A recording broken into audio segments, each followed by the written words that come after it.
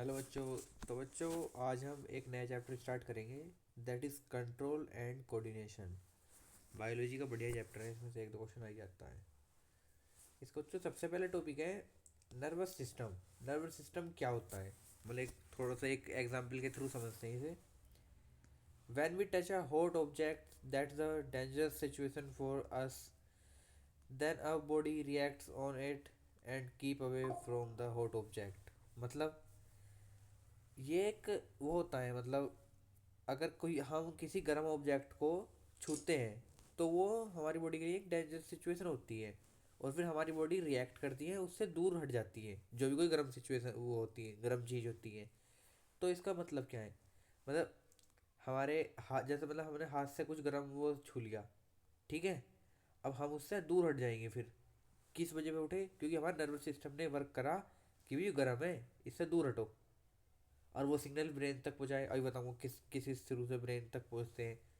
समझे, nervous system का जो काम होता है कि कुछ भी जो भी रिस्पॉन्स अपनी बॉडी करती है वो नर्वस सिस्टम के थ्रू करती है। कुछ भी रिस्पॉन्स, जैसे अगर अगर हमें चलना होगा तो नर्वस सिस्टम की वजह से हम चलेंगे, मतलब कुछ कुछ भी एक्शन लिया जाता है वो नर्वस सिस्टम की वजह से लिया जाता है।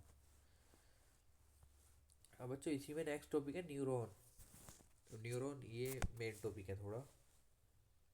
Neuron are the nerve cells that send message to all over your body to allow you to do everything, breathing to talking, eating, walking and thinking। मतलब न्यूरॉन न्यूरॉन क्या होता है? न्यूरॉन होता है नर्व सेल होती है एक। Nerve cell का डायग्राम ये रहा, अभी समझाऊंगा इस आगे को। न्यूरॉन होते हैं नर्व सेल जो क्या send message to all over your body. ये सारी बॉडी में मैसेज सेंड करता है, क्या? टू डू एनीथिंग, कुछ भी करवाने की नहीं, मतलब यो बॉडी में मैसेज सेंड करता। किसके थ्रू? नर्व सेल के। न्यूरॉन मैसेज सेंड करता पूरी बॉडी में। जैसे अभी बताया ना मैंने कि जैसे हमने हाथ लगा लिया गर्म चीज़ पे तो वो पीछे को उठता। तो मैसेज किसने सेंड करा? न्यूरॉन ने। किसकी सहायता से? भाई नर्व सेल की। समझे? कुछ भी जैसे अब अपन बोल रहे हैं, जैसे वॉकिंग, ईटिंग, टॉकिंग, थिंकिंग, ये सब सब हमारा नर्व सेल कराता है। जैसे मैं बोल रहा हूँ और तुम सुन रहे हो, ये भी नर्व सेल की वजह से, क्योंकि कान तक बात तो कान तक पहुँच रही है ना, कान से फिर दिमाग में जा रही है। तो वो क्या कर रहा है? Nerve cell. किसकी वजह से? न्यूरॉन।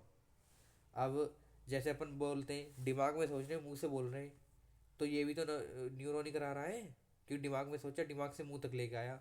किसके थ्रू? Nerve cell. ये जो डायग्राम है, डायग्राम एक बार अपना ये बनाना सीख जियो और इसे याद कर लो बस। अब आता हूँ बच्चों मैं दूसरों में रिफ्लेक्स एक्शन। अब रिफ्लेक्स एक्शन में यही वाली डेफिनेशन है, ये वाली, कि जब हम किसी गर्म चीज़ को छूते हैं, जैसे इसने गर्म चीज़ को छुआ, इसने झटपट वो हाथ हटा लिया। क्यों? क्योंकि इसके सिग्नल्स ब्रेन तक पहुंच गए। मैसेज मैसेज किसने पहुंचाया? न्यूरॉन ने। देखो, सेंसरी न्यूरॉन। न्यूरॉन ने मैसेज पहुंचा दिया इनको, भाई गर्म है, हटाओ इस हाथ को यहाँ से। झट ने हाथ हटा लिया बाद में। ओफ। अब आता बच्चों ह्यूमन ब्रेन। ह्यूमन ब्रेन को पहले डायग्राम देखो। ये होता है डायग्राम।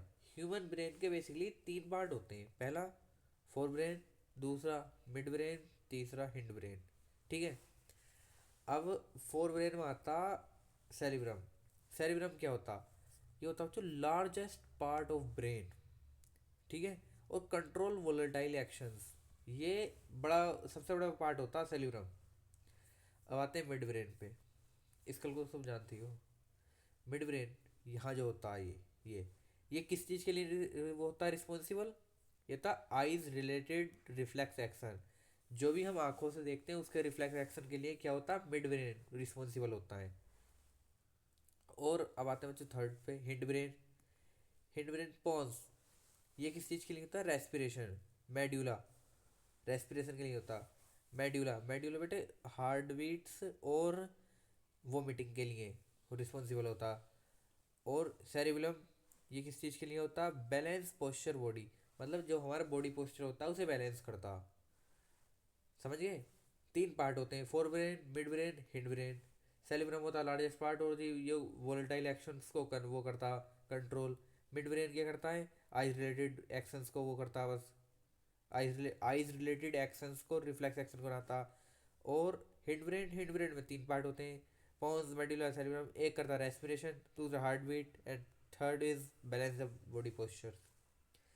अब आते हैं बच्चों प्लांट हॉर्मोन्स। भाई प्लांट में तो हॉर्मोन्स होते हैं। एक होता है ग्रोथ प्रोमोटर, होता है ग्रोथ इनहिबिटर। मतलब जो प्रमोट करता, सब चीज़ को बढ़ाता, यो गड़बड़ करता।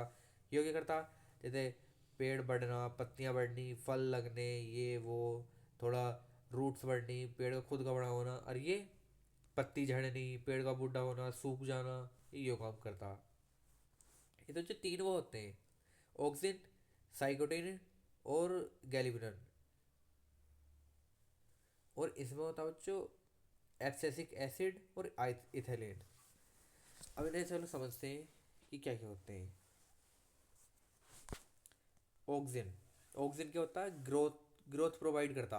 ग्रोथ प्रमोटर है, ग्रोथ प्रोवाइड करता किसकी, टिप्स की, बर्ड की, फ्रूट्स की। बताया था ना मैंने कि ये फ्रूट्स और ये यही सब करते हैं वो, जैसे कि यही सब चीज़ों की ग्रोथ करवाते हैं ये ग्रोथ प्रमोटर।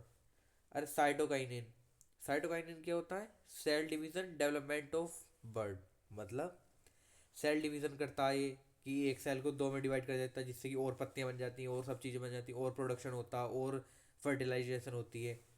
और डेवलपमेंट ऑफ बर्ड, बर्ड का डेवलपमेंट करवाता है।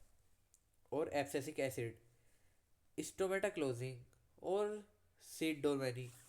मतलब स्टोमेटा को क्लोज करता, बंद कर देता स्टोमेटा को, जिससे और दिक्कत पड़े।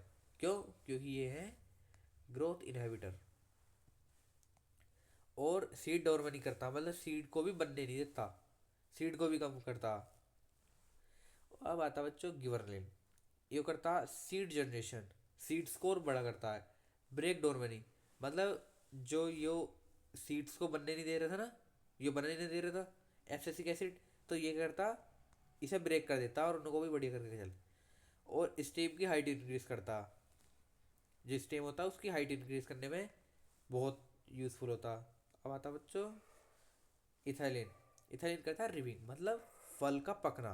जो पकता वो इसकी वजह से पकता, पक के टूट जाता फिर बस। और बच्चों वो स्पाइनल कोर वाला, स्पाइनल कोर्ड तो शायद टॉपिक से कट गया है, वो आ नहीं रहा, नहीं तो वो अच्छा टॉपिक था। बस